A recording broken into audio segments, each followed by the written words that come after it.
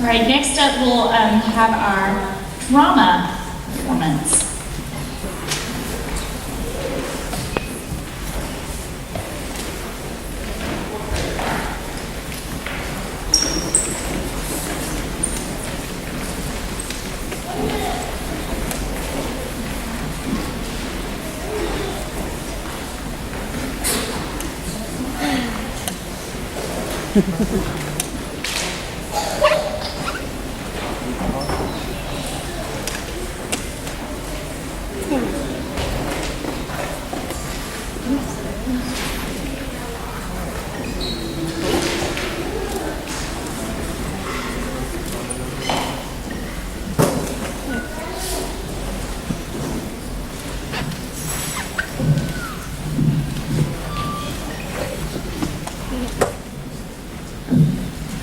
Good evening. They're not very loud, are they? Good evening. Good evening. Thank you. Don't disappoint me. We worked all week on being loud with the kids. So my name is Jay, and I had the pleasure of working with the 4th, 5th, and 6th graders this week doing drama. So what we did is on Monday, we talked about acting, and Tuesday we talked about writing, and then on Wednesday, we wrote our own script and blocked it, and they learned about directing as well. So what you're going to see today is, for our 4th graders, they are doing a version of Tinkerbell. Our 5th graders are doing Alice in Wonderland, and our 6th graders are doing The Wizard of Oz. Please remember, they wrote this themselves.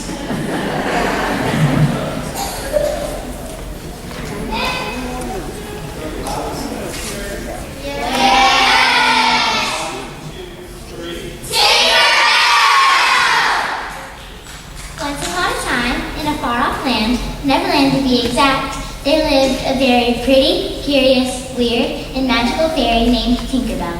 Tinkerbell lived in Pixie Hollow, which was the name of the woods on the outskirts of Neverland. Tinkerbell lived in a treehouse right beside a beautiful bunch of green apples. She loved to sit on her couch made from leaves and cotton balls and watch her favorite TV show, Duck Dynasty. All of a sudden, there was a knock at the treehouse door. Tinkerbell jumped up and quickly ran to answer it. She swung open the door, and there is her best squirrel friend, Acorns. Hey, Acorns, how are you doing today? I'm alright. I have on my very favorite Captain American outfit, so that always makes me happy. But I'm pretty hungry. I was hoping you would help me gather some nuts, berries, and worms. Sure, come right on in and I'll cook you up something. Acorns comes into the house and sits down on the couch. Tinkerbell goes off into the kitchen.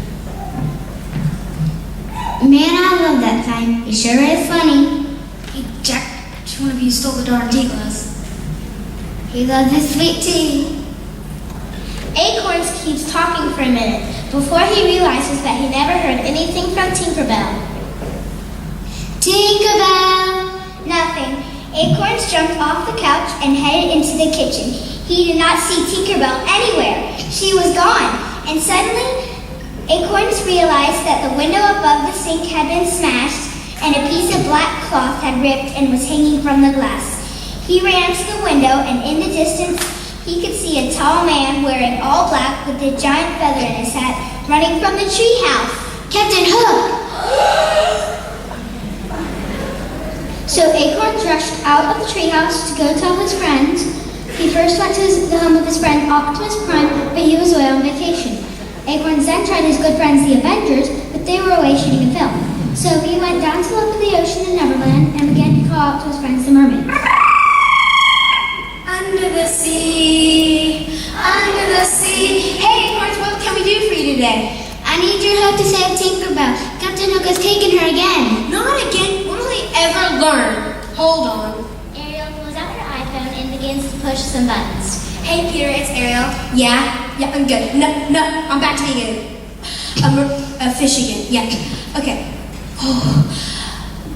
Hey, I'm talking to Acorns and he says your girl Tinky's in trouble again. Okay.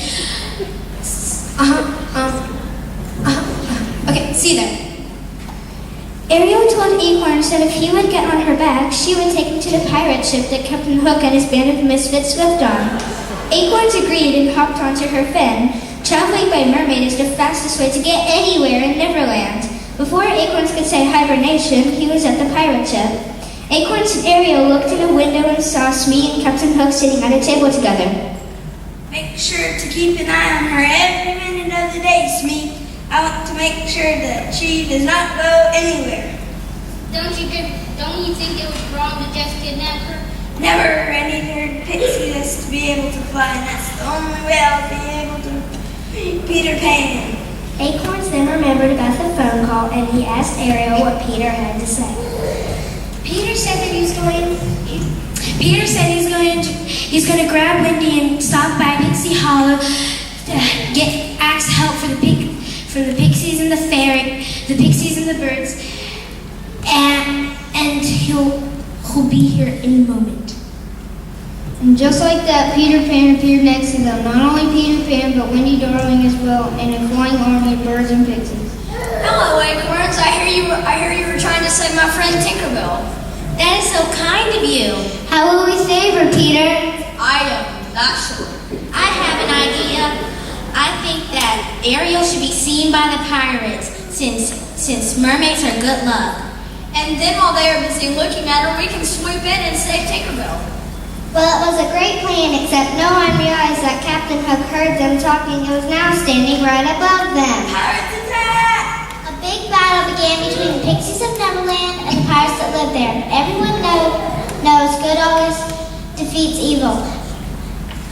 Suddenly there was a loud blast and on the ship appeared all the Avengers and Optimus Prime. Optimus, you got my message. You didn't know it. Acorns, I'll keep the captain busy while you sneaking and get Tinkerbell. And that is just what happened. That day, the Avengers, the Transformer, helped to keep Neverland free from pirates. And Tinkerbell made sure to cook dinner for Acorns every night while watching Duck Dynasty. The end.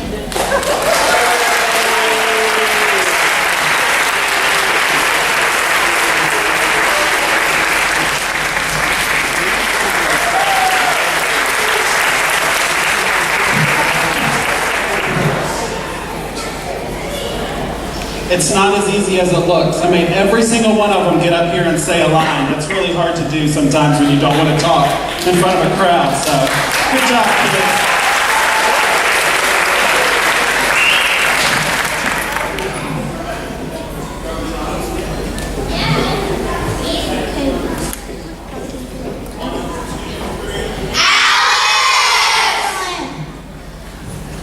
Once upon a time, there lived a very beautiful young girl named Alice. Alice lived with her mother, her sister, and her very famous father, Morgan Freeman. Hello, I'm Morgan Freeman. Every day, Alice's family would sit down at 1:30 and they would have their daily tea. Mother, can I please join you today for tea? Not today, Alice. You are not old enough for tea time. But Mother, how will I know when I'm ready for tea?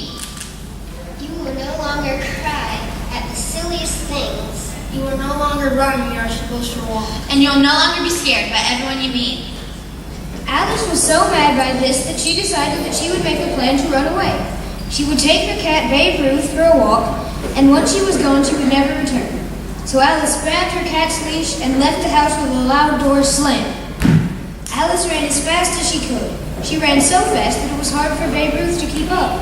Finally, Alice saw a big pile of leaves in the distance, and she decided that she would take a huge leap and jump into the pile. But Alice did not land on the grass. Her jump into the leaves continued, and she fell and fell and fell. Finally, both Alice and Babe Ruth landed on the ground with a thud.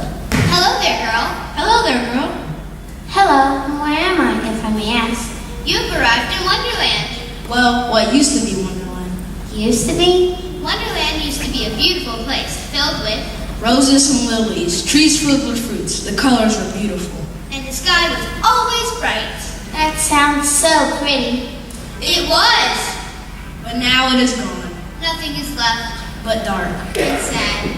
Alice then went on to ask why this had happened to Wonderland. The twins told her all about the evil Queen of Hearts and how she had turned Wonderland dark. All the people and animals that lived there went into hiding, and nothing grew there anymore. The evil queen also employed a flying fox as her lookout and a terrible, awful, gruesome battalion. Not a battalion. Yes, a battalion. We do not know what we will do. We will have to go into hiding just like everyone else. No, let me help. I will go to the queen and see what can be done. You would do that? For all of us in Wonderland? Yes. So Tweedledee and Tweedledum sent Alice down a hidden pathway and told her that in order to face the queen, she should first stop at a little house in the woods to talk to one of their friends. And without batting an eyelash, she headed down to see the Mad Hatter. She walked for what seemed like hours. In fact, she ran most of the way. She finally arrived at a small white house that looked just like a teapot. Hello? Is there anyone here? Hello, my dear. I've been expecting you for hours. Hours? It was a very long walk. I ran for most of the way. In Wonderland, if you want to get here fast, you simply need to walk backwards. Everyone knows the fastest way anywhere is backwards. Running only gives you cramps and bad feet. They most certainly do not. I believe that they do, my dear. Now, would you like to join me for tea? I don't have time for tea. I need help to defeat the Queen of Hearts. The Mad Hatter told Alice that he wishes that they had an army, but that everyone was now gone, or at least under the ground. Suddenly, Alice had a great idea. Maybe there was a special way to communicate with all of the people of Wonderland. The only person who knows where everyone is hiding is our dear friend, the White Rabbit. The Mad Hatter finished his tea and took up his extremely large hat. He gave the hat to Alice and told her that whenever she needed help to reach into the hat and help would come.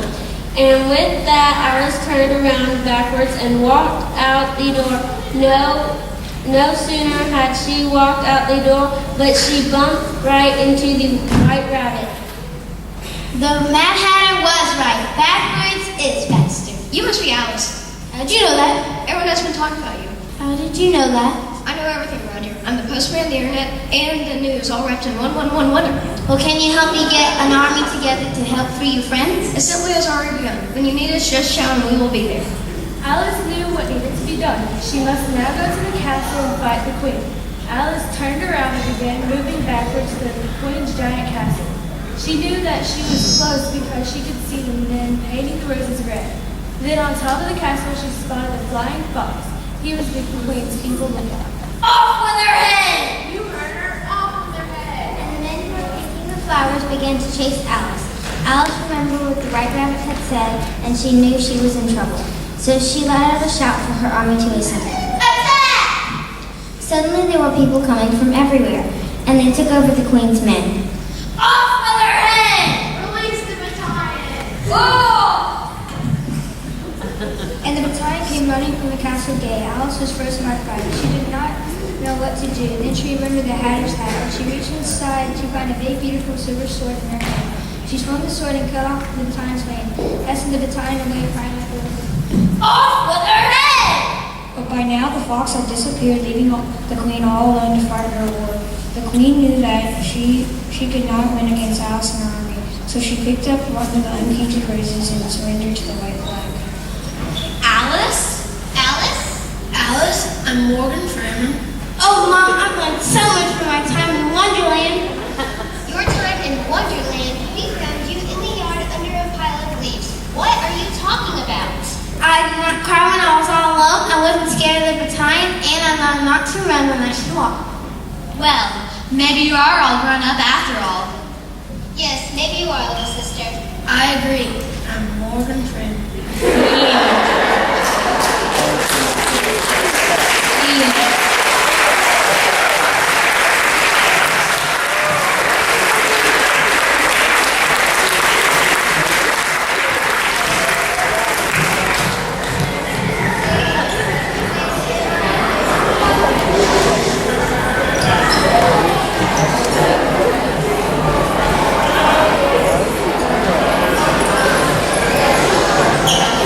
What is it?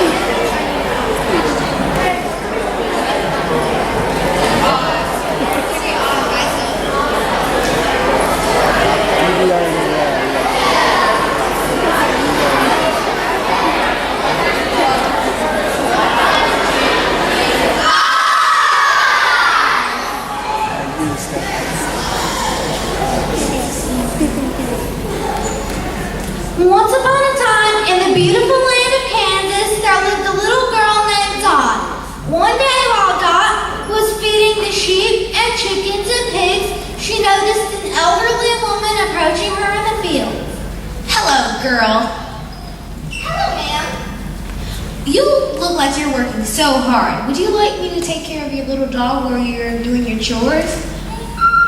Dot, being young and innocent, agreed to it. As the woman grabbed Toto, she suddenly turned into the evil, wicked Witch of Oz, who was also a very skilled lawyer. She would sue anyone who came across her path. She instantly grabbed the dog and disappeared. Dot was scared and sad, and so she quickly ran back to her farmhouse, crying all the way. Auntie, Uncle, quick, hurry up! What is it, Dorothy? What is wrong, girl? A lady just stole Toto! Oh, girl, you and your imagination. Go back to your chores, young lady. And before you go, you need to go to the bathroom and wash your face from all that crying. Dot rushed into the bathroom and began to wash her face. As she looked up into the mirror, she noticed the beauty of the pink princess. Hello, Dot. How do you know my name? Well, your friend Toto told me your name. Toto can talk? He can talk where I live, in Oz. The Pink Princess explained to Dot all about Oz. She told her that Toto was being held prisoner by the evil, wicked witch, and explained to her how she could help save him. If you reach into the mirror, I will help you arrive in Oz. So Dot reached out her hand and touched the mirror, and she was instantly taken to a very magical place, Oz. Oz was beautiful. There were trees with hanging lunch pails, a desert made of sugar, a road made out of yellow bricks. Off in the distance, Dot saw a big, beautiful city made of green glass, and on the opposite side, a big, scary castle. Dot began to walk the road of bricks toward the scary castle. Only an evil, wicked lawyer would live in a castle like that. As Dorothy walked, she began to grow very thirsty. Before too long, she came upon the biggest, clearest pond she had ever seen. It was so clear she could see to the bottom. As she leaned over, she heard something moving in the bushes. Hello? Who's there? Nobody important. Hello, won't you please come out? Okay. From under the bush came an ugly duckling. Now that's not my opinion. He was in fact an ugly duckling. Why are you so sad, Mr. Duck? Well, I used to be a swan until one day the evil witch came by to take a nap and said that I woke her up with all my quacking. So she turned me into an ugly duckling. Dot explained to the duck that she was going to find Toto and get revenge on the witch. The duck decided that he wanted to tag along, so the couple headed off towards the castle. After they walked quite a bit further, the duck and Dot began to grow hungry. Dot decided that she would try one of the lunch pails that seemed to be hanging from every tree. I wonder what could be in these lunch pails. I hope it isn't Duck. Dot picked the pail from them, sat down on the ground, and opened up the pail. Inside were 2 ham sandwiches, 2 apples, and 2 bottles of water. As they began to eat their sandwiches, they suddenly heard more. Be careful. Do not drink that water. Where's that coming from? Right behind you. Standing beside the tree was a very small girl made entirely of porcelain. Wow, you're so beautiful. Just like a doll. Please be careful and do not drink that water. The Wicked Witch has poisoned all of the lunch pails in Oz by adding poison to the waters. Dot quickly opened the bottles and poured them out onto the ground. Where she poured them, the grass turned black and began to smoke. The little Turner girl explained to Dot how she used to be a real-life girl, but the witch was jealous of her beauty and turned her into porcelain. Well, me and my friends are going into the Wicked Witch's castle to get our revenge. Would you like to come with? Oh yes, let's go. The trio set off for the castle. After a little while on the road, they suddenly came upon some woods. As they entered, they suddenly heard a huge, gigantic meow. Meow! Dot knew the sound of a kitten, and she began to look for the little lost cat. Instead, she came across a fully grown cat. In fact, it was the Lion King. Wow. You're the king of the forest. Why are you meowing? You should be roaring. I can't roar anymore. The Wicked Witch took away my roar, and I am not so courageous anymore. After meeting Dot's friends, they explained how they were going to the castle to get back at the witch. They asked if the Lion King would like to go with them. And soon all 4 misfits were on the road once again. Before the foursome knew it, they were at the castle gate. They snuck in a side door. Castles always have lesser-known side doors. Inside, the 4 friends had to sneak past an army of teddy bears led by a troll pig and a legion of flying evil robot tigers. Finally, they made it to the witch's chamber. Give me back my dog. Finally, you have come back to get your little dog, huh? Yes, and I'm not alone. I've brought my friends. Friends? You've only been in Oz 1 day. How could you already have friends? your castle. Duh. The witch began to cry. She told Dot all about how she'd never had any friends growing up. Nobody wants a green best friend. That's why she took Toto. She had heard that dogs were loyal friends to their owners. But Toto's a loyal friend to me. You have to get your own pet. I'll be your pet. And I will help you take care of him. Hearing this, the witch suddenly smiled. She gave Toto back to Dot and allowed her to go home. The witch lived a very happy life with her pet lion and Dot and her best friend, the China Girl. Dot made it back to her home and never let Toto out of her sight. The end.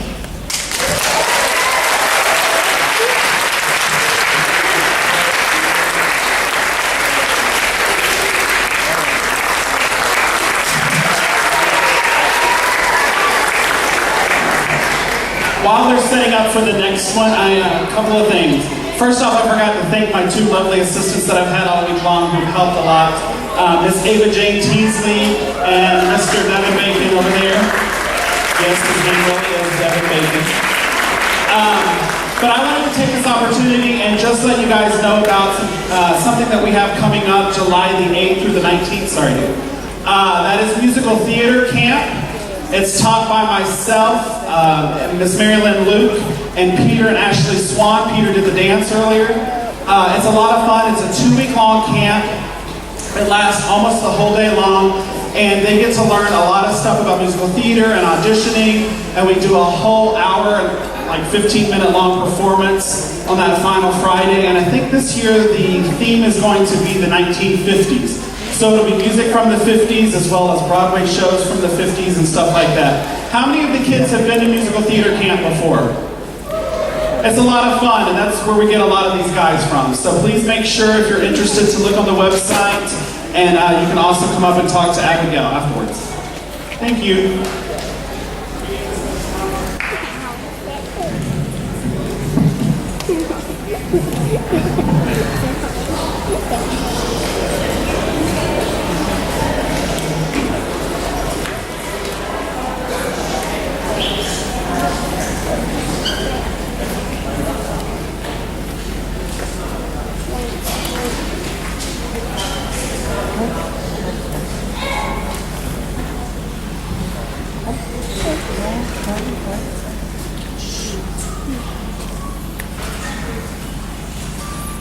Good afternoon. You've got a program, so I'll just make you brief. We'll start with a piece by George and I rehearsal called Clap Your Hands.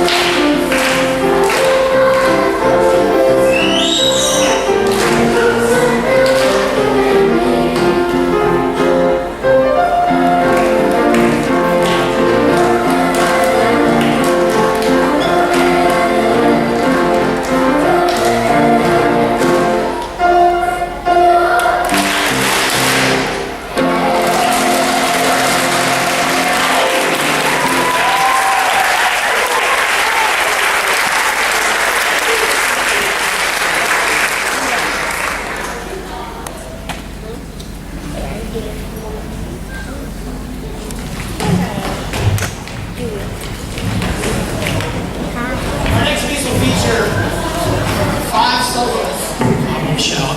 5 soloists. Make sure I got it right here.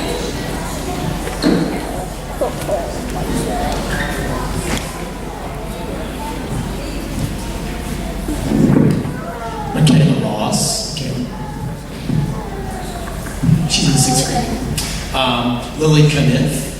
She's in 4th grade. Maggie Canfield. She thinks she's in 6th grade. Raise your hand, Maggie. Okay. And we have a little duet at the end by Miranda Johnson and Mitchell Witcher. And they're going to be singing a James Taylor favorite called Fire and Rain. How many of you know this song? Okay. If you want to sing along, you can. All right? Everybody likes James Taylor.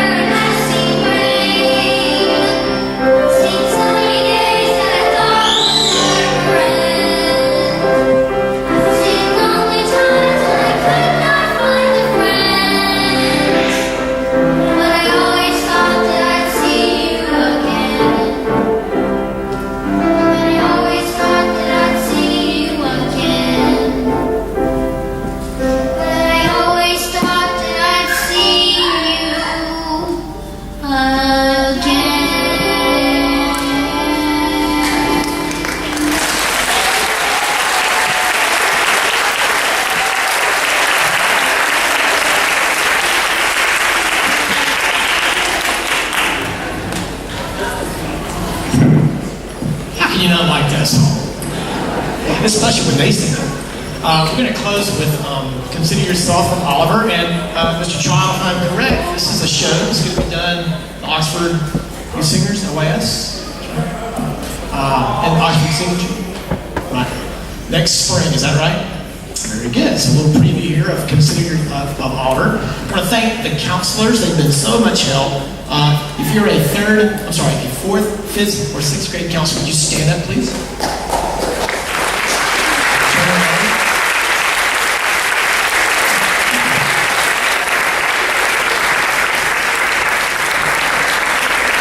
I've got to tell you that there is no way this camp can happen without these guys.